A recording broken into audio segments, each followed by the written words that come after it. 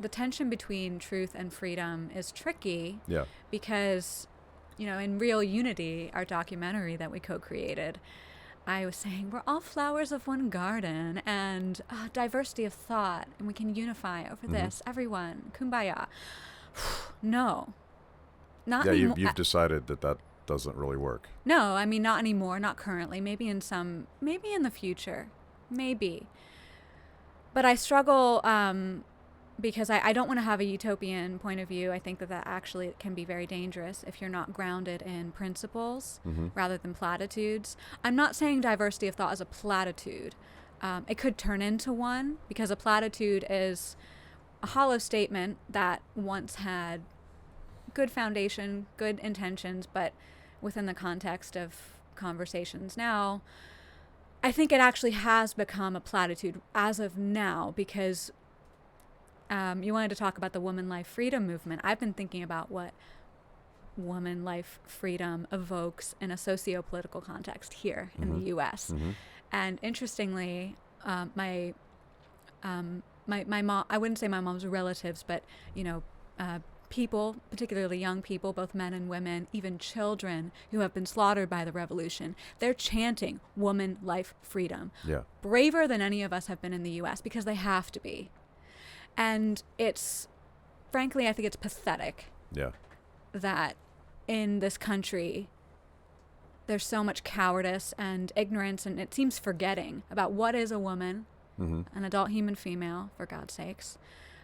Life evokes a whole nother topic of, pro-life, pro-choice. And freedom, I would say, is kind of the least polarizing word out of the three. I think at least liberal means free, so there's that. I'm curious with Sam's documentary coming out on our channel about the woman life freedom movement in Iran, where your head has been at. So it's by the way, I think the word freedom is also controversial now. It didn't used to be. Like liberty would be a very controversial word because it invokes classical liberal values and skepticism of big government. But freedom was more broadly like, free to create, free to go about your business, whatever people wanted to drop into that.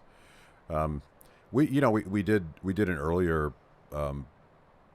video about the student protesters in Hong Kong, and I'm fascinated by this idea that courageous people can bet everything, usually their lives, to step up and fight against tyranny, and the most powerful tyrannical governments historically have in fact fallen just because they lost the people.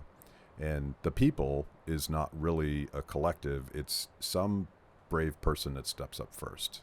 And then 3 people do it. And usually that first person dies, right? Tank Man, classic example. Students stepped up, and obviously this fight for freedom in China is nowhere near resolved. Same is true in Iran. It's been, when did the regime come in? Early 70s, 1979, and Okay. that's when my mom left. Yeah.